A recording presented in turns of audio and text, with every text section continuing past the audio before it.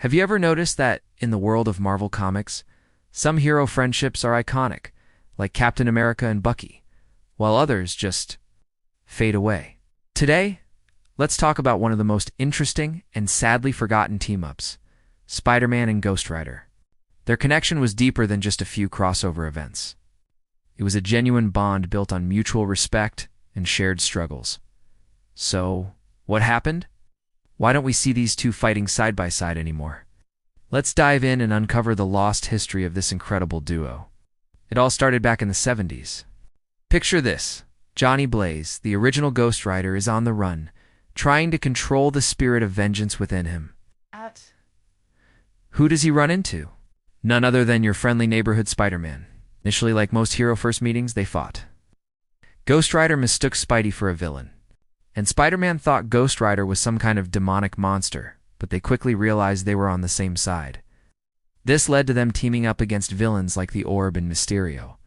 Their dynamic was fantastic. Peter Parker, with his witty jokes and scientific mind, was the perfect contrast to Johnny Blaze's brooding, supernatural angst.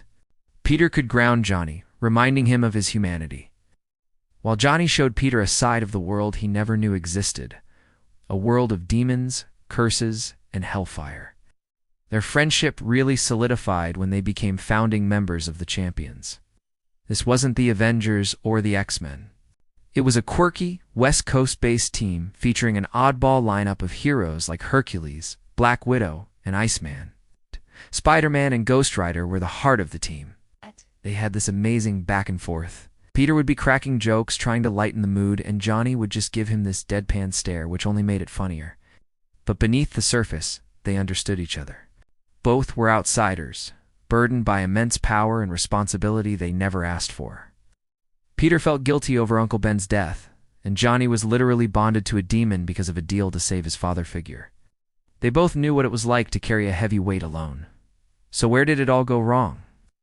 The main culprit was editorial changes and shifting creative teams. As the 80s rolled in, the Champions comic was canceled.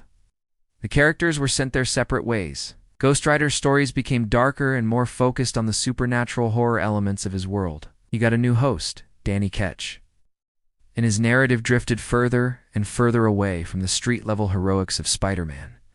Spidey, meanwhile, was busy dealing with his own massive storylines, like the alien symbiote saga, getting married, and facing off against an ever-growing rogues gallery. There just wasn't room for their friendship to be a focus anymore. They would still cross paths occasionally, but the magic was gone. The meetings felt more like obligatory event tie-ins rather than two old friends catching up.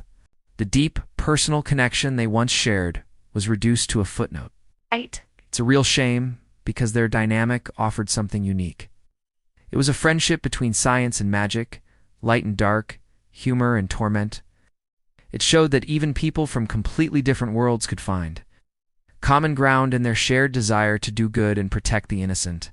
Imagine if that friendship had been allowed to evolve. We could have seen Peter helping Johnny with the science behind his curse, or Johnny teaching Peter how to fight mystical threats that his spider sense couldn't explain.